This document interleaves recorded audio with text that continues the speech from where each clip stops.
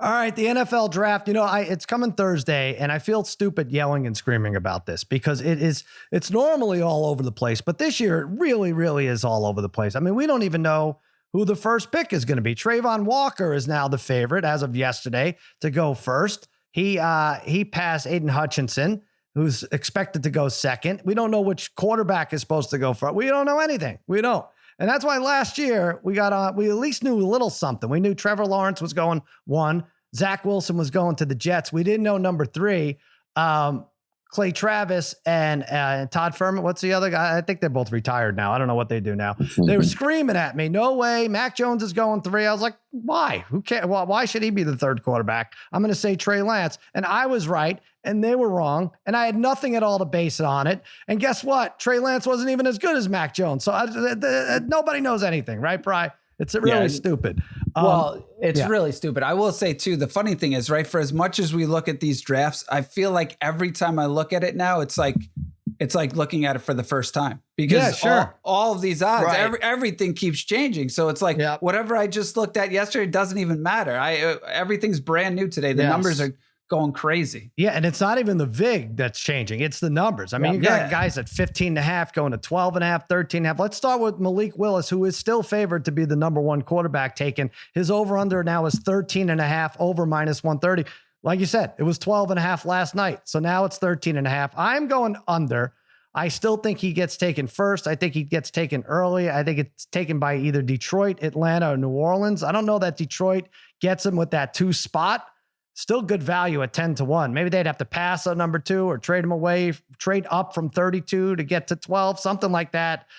He's also plus 350 to go to New Orleans. I could see them trading up from 16. Maybe ends up, maybe they trade with a team like the Commanders at 11. Atlanta 6-1 is right there at number 8. They don't have to do a thing. They could just take him if he's available. I think he's going to be a hot commodity when it comes down to it Thursday. Keep people keeping quiet about Malik Willis, who's number 1 quarterback right out there. Either way, I see him going before the 14th pick. I'm going under. Bri, you agree with me? Yeah, I'm going under too. I don't know why that number jumped up. I guess somebody knows something. But you have 4 teams that need it. 4 teams. Nobody knows anything. I promise you that. Nobody. 4 teams in the top 9 need a quarterback. Right. And that's not, I don't know if Detroit would take it too, but that's not to say Detroit, again, couldn't trade back down if they wanted to. I could also see a team trading up into the top 13 to grab him. But he definitely has the most upside of any QB. But between Carolina, Atlanta, Seattle, those all make sense.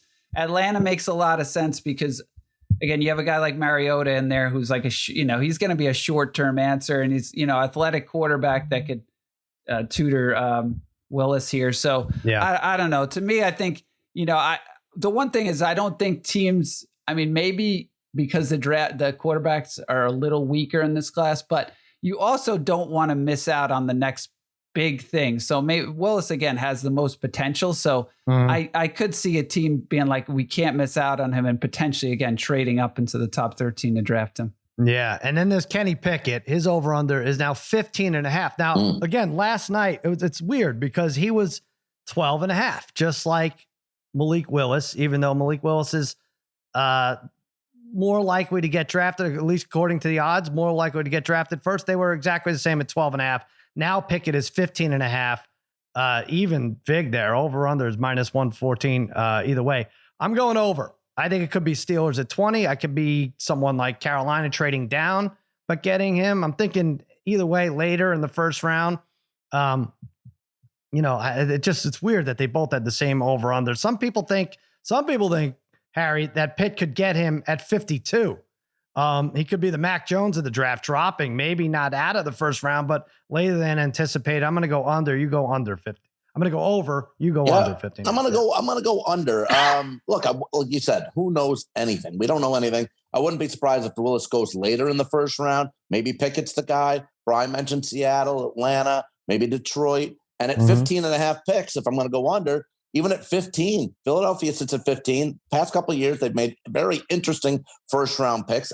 I'm not so sure that they feel that Hurts is their guy. So that's a situation, too, with it under 15.5, with Philly going 15. But at 6, I kind of like Carolina. It makes sense, I think, to take a quarterback there, considering Pickett played in the ACC, is in that area. Again, Sam Darnold stinks. That's the problem. Sam Darnold stinks. It's true. I keep forgetting not to ask you Sam Darnold any stinks. questions. 45 touchdowns last year for Pickett in 1 year. Sam Darnold's got 45 touchdowns in 3 years in the NFL, and let's not count his. You're counting college stats against that's fair. That's fair. I know that's weak, but I'm just doing it because Sam Darnold stinks. It's true. It's damn true. Harry, you had a terrible argument until you added that terrible argument at the end. You're really good. All right, so where are we now? I'm going to go. All right, Derek Stingley.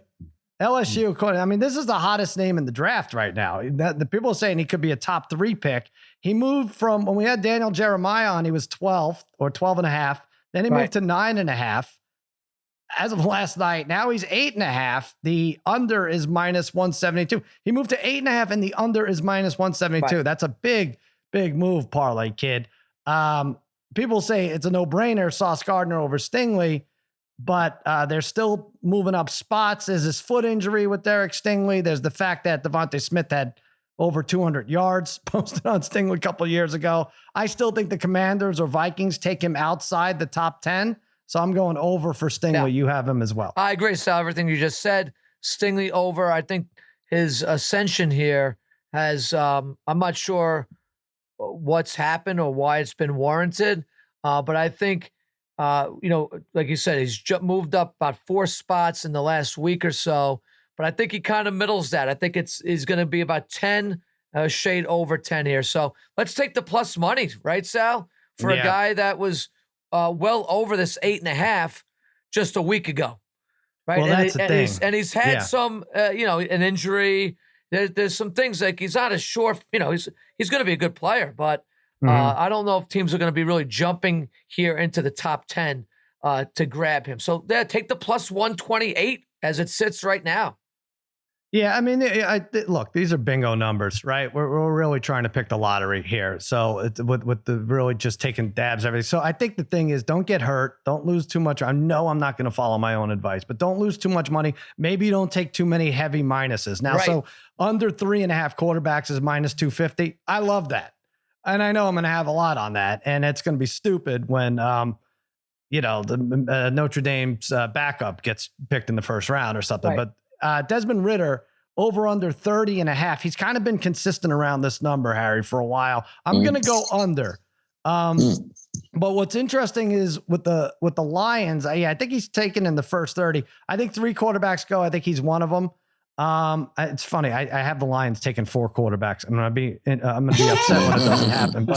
But the point is, this is different from betting Ridder is a first round pick, because you could bet over and he could still be a first round pick if the Lions sit tight at 32. You know what I'm saying? So if you like the over and you think the Lions stay put at 32, you're getting that middle. Titans could also be interested. They could trade up. I think whoever gets them is in good shape. Detroit, Pittsburgh, Carolina get a nice bargain here. 44 touchdowns, 7 interceptions, pre-snap judgment, supposed to be the best out of everyone on the board. And accuracy actually got better, even though some say it hasn't. He's one of the 3 quarterbacks taken in the first round. I like under. Yeah, I'm gonna go over the 30.5. Sally, you make a great point there at 32, maybe for Detroit. We're tied, by the way. Tied 1 cough each so far. I think I have 2. I think I have 2. Okay. Yeah, I'm battling a deadly disease here. No. He had a nice career, very nice career under Luke Fickell at Cincinnati, but I just don't see him being that great of a quarterback in the NFL. He looked like a deer in the headlights versus Alabama in the college semifinal. He had just 2 games last year of over 300 yards for the Bearcats.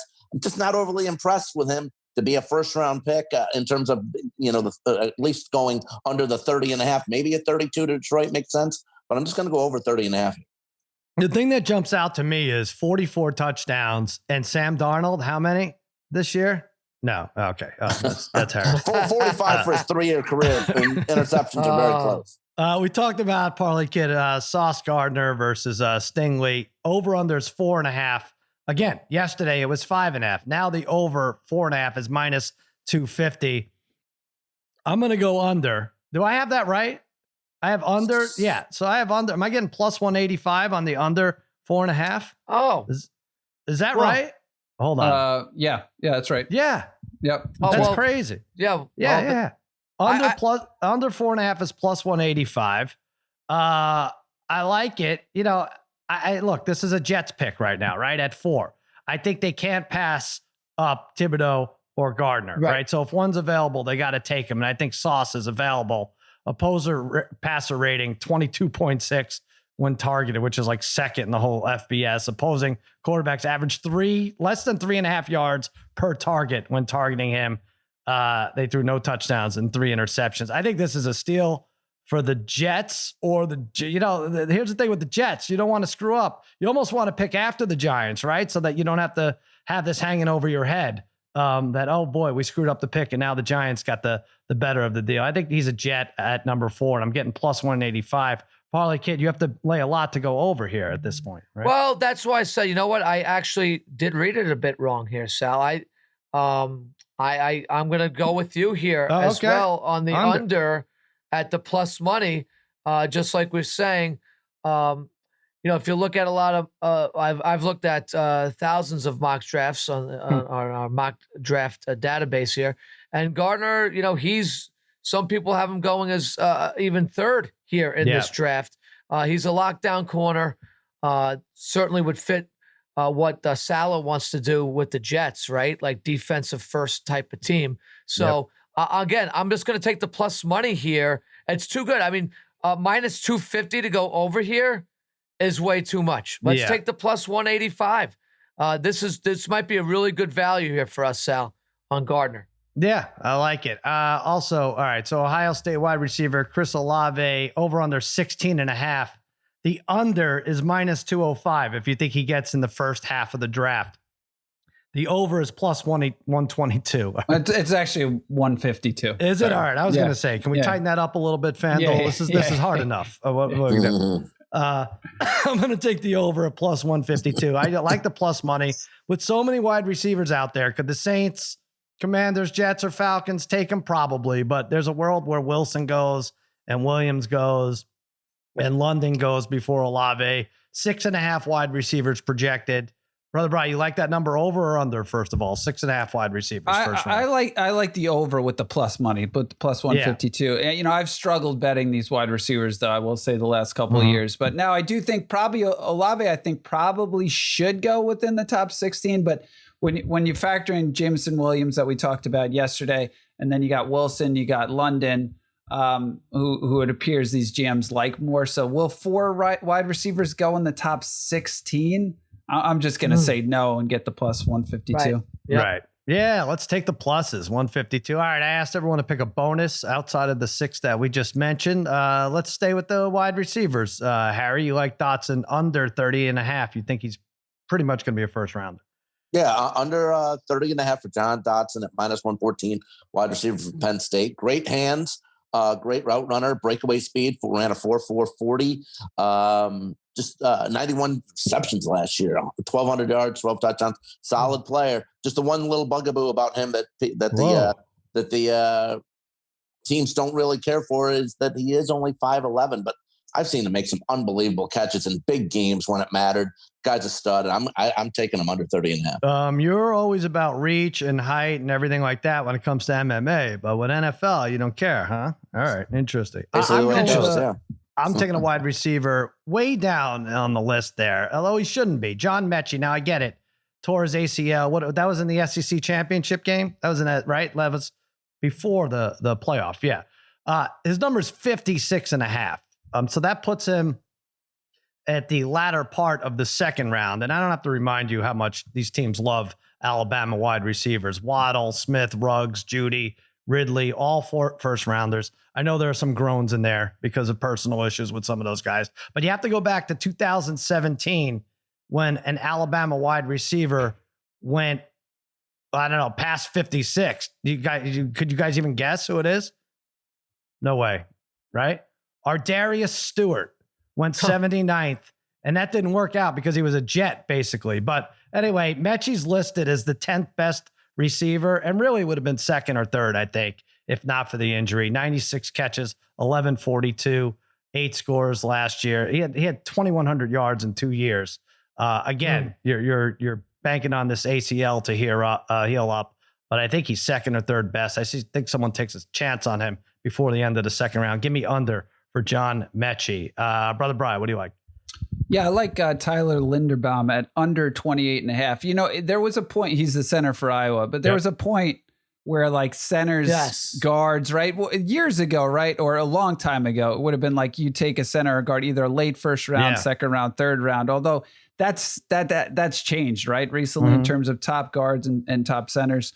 But, you know, Iowa consistently churns out great offensive linemen and tight ends. And, you know, some people are saying he's maybe the best center over the last couple of years. So it would make sense, right, for maybe even a team like the Giants to trade back and grab this guy a little bit later. Yeah. Definitely a few teams who could upgrade at center or maybe even move, you know, to a guard spot for a year or two, depending on what your center position is. But I just like him a lot to go well below the 28.5. I know you like him, but at 28.5, isn't this someone like the Raiders would have taken at number 3 and just driven you crazy? Right? Actually, it would have been better picked than they would have taken. Than what they did, that UCLA lineman. For sure. For sure. Kid, maybe he ends up a Cowboy, Linderbaum, right? I've seen his name thrown around I would think that would be great. I think, you know, he's one of these guys. I do like this, what Brian is saying too, but you know, what are they saying? His arms are short or something like that.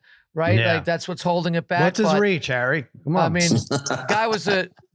I think Sal might have been a state champion wrestler too, or as close to it. So anytime you can get one of these guys who were good wrestlers, right? They always pan out, always. Mm-hmm.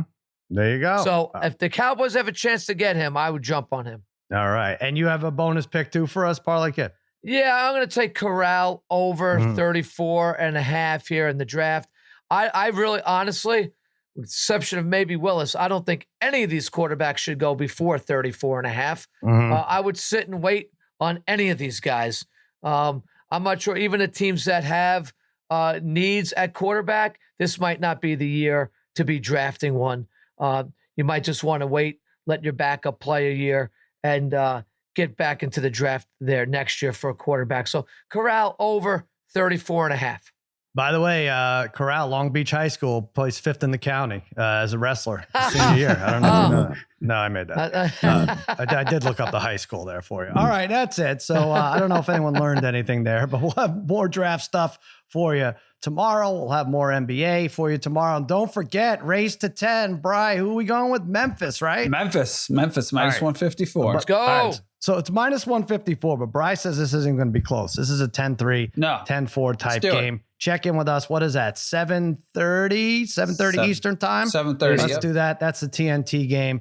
Get it going. Harry and Angie's wedding. Don't forget extrapoints.com/arcade. Jump in on the props. That's going to be a lot of fun. $430 money order from Western Union, signed by Harry. If that goes your way. Anything else, Babyface? Did we forget anything? I think we covered everything. Oh, I just hopefully Harry can check in from getting the wedding certificate, the wedding registry, the wedding. What's it called? What are you doing? He's getting his license or something. License today. Maybe I'll pop over. See if I can pop over the FanDuel Sportsbook there at Footprint Center. Do it. Yes. Go live for that. That'd be interesting. Yeah. Okay. That'd be awesome. There you go. All right. That'll do it for another episode of Against All Odds. For Spaghetti, for Meatballs, for Babyface Joel Solomon, and the Degenerate Trifecta, I'm Sal saying so long and happy handicapping.